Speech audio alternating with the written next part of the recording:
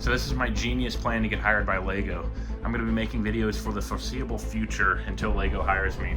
And as you can tell, I am a pretty big fan. There are a lot of boxes here, so it's going to be a lot of videos heading their way. But really for this first video, what I wanted to do is kind of just break down how I first got started collecting Legos and really what drove me to this point today. And you know, as I think back, it really all started with this set right here. And you know, this set really doesn't look like anything special, but it has a lot of sentimental value to me, because back in 2012, I saw all of the original Lord of the Rings movies in theater for the very first time when I was about 11 or 12 years old. And I was a huge fan. They had a profound effect on me. They are my favorite movies to this day. I watch them every year, and I'm actually in the process of watching them right now. So after I saw those movies, my parents got me this set right here, and you know, I was really excited. I had no idea that Lego made Lord of the Rings sets. So once I got this set, I built it, put it up on my mantelpiece, and I decided to take a look at some of the other sets that were available along with this one. And what I noticed is at the time there weren't a ton of other Lord of the Rings sets for sale. I think Lego only released 6 to 8 sets at the time. So I was like, wow, I can actually get all these sets. So I set out on a mission to start collecting all the Lord of the Rings Lego sets. But you know, as you can imagine, being only 12 years old, I only had limited amounts of money. So pretty much everything in this box right here was either given through a birthday, a Christmas, or purchased by me with whatever money I could scrape together. And by 2014, I can safely say that I had amassed every Lord of the Rings Lego set ever created. So this box right here is every Lord of the Rings set, every Hobbit set, every Lord of the Rings polybag, every Hobbit polybag, any exclusive minifigures released by Lego is in this box. So if it's Lord of the Rings Lego, I own it. But yeah, so around 2014, I completed this collection right here. And you know, after meeting my goal, I wanted to buy more Lego, but I wasn't sure what to start buying. So when I was younger, I used to play with a lot of Star Wars Legos, but I had, you know, inevitably destroyed them and didn't have any. So 2015, 2016-ish, I started collecting older, rarer sealed Star Wars sets. And I guess one thing I can clarify really quick, so all of the Lord of the Rings sets here are completely used and open, and they were previously displayed, actually, but they're all 100% complete. It's still a pretty nice collection. Unfortunately, you will see a little bit of wear on the box right there from when I was younger. I mean, these sets are coming up on like 10 years old, so I didn't always have the patience to open the tape correctly, and you know, there's a little bit of wear on some of the boxes where I peeled the tape off. 2015, 2016-ish, I set on a path to kind of collect the older, rarer, sealed Star Wars sets that I owned when I was younger, and maybe some of the ones I didn't have access to. Now, I know you'll see in this box there's a couple of random more one-off sets, like we got the Tron Ideas Legacies, but you know, 75% of everything in here is probably Star Wars. We do have a couple of, I guess, the architecture sets, the London Bridge, as well as Big Ben, but really everything in here is Star Wars. This set right here, Jedi Defense 2, is especially special to me, because it's one of the very first sets I ever played with when I was around 5 years old. My parents gave this one to me, and they probably gave it to me a couple times because I broke it and destroyed everything inside this box. But it was a relatively cheap and inexpensive set. I think it cost $5 back in the day, so I've definitely turned over a lot of these. A lot of other cool stuff in here as well, like the original Geonosian TIE Fighter 4478. This was a great set. The first set, I think, to come with the Geonosian Sandstone battle droids, as well as the Geonosian minifigures with the wing. There's some really rare stuff in here though. So Ewok Attack, that one's nothing, I guess, too special. But Watto's Junkyard right here, this one I was actually able to pick up about a year ago for $100 on eBay, which was pretty solid steal in my opinion.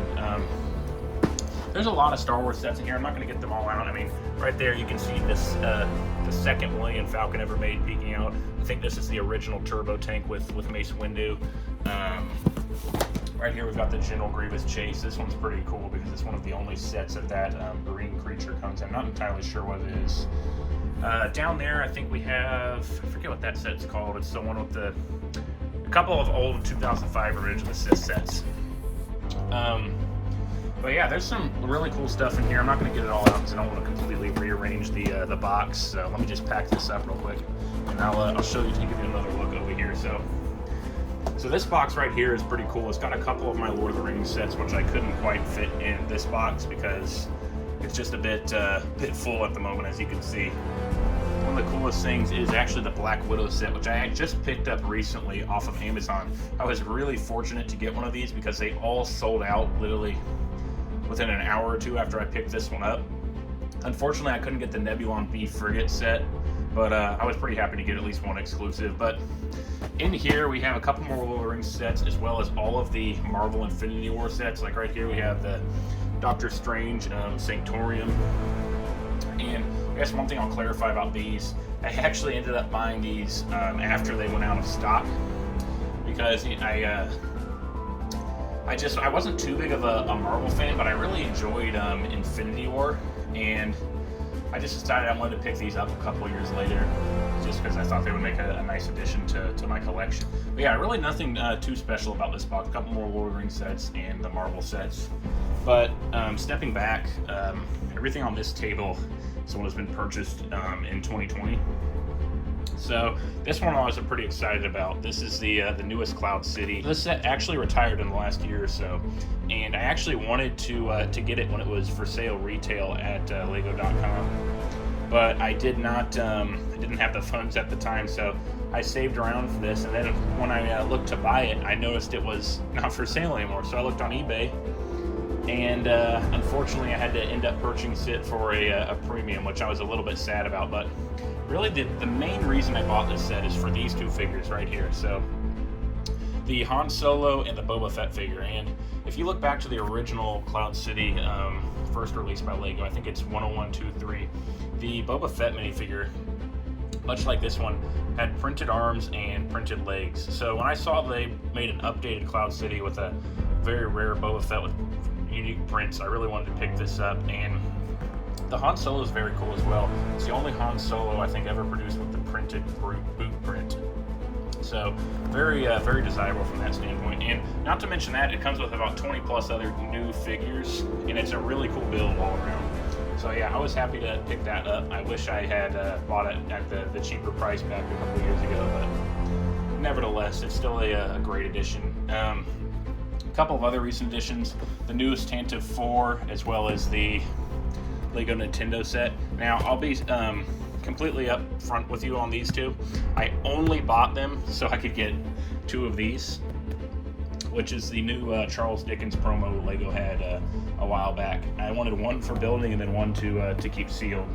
So I may end up selling these in the future. We'll see. We may swap them out for some other sets, but still pretty cool ones, I think. Now, these boxes over here, this is like my 2020 investing. So I have 10 of the armored assault tank with the Ahsoka and the Ahsoka Legion Clone Trooper. Really what's cool about this set are these two figures right here. There's not too much else that's special about this set in my opinion, other than the box art. The box art is really nice as well.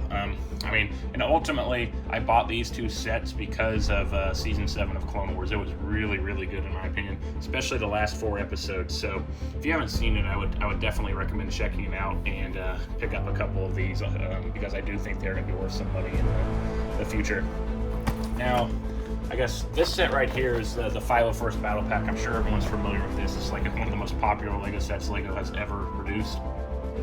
And really, I picked this one up because it's out of stock everywhere. You literally can't even find it in stores. I've been trying to get it for months, and finally, Walmart had a sale for $24, and this is originally a $30 set, so that's a pretty nice deal there.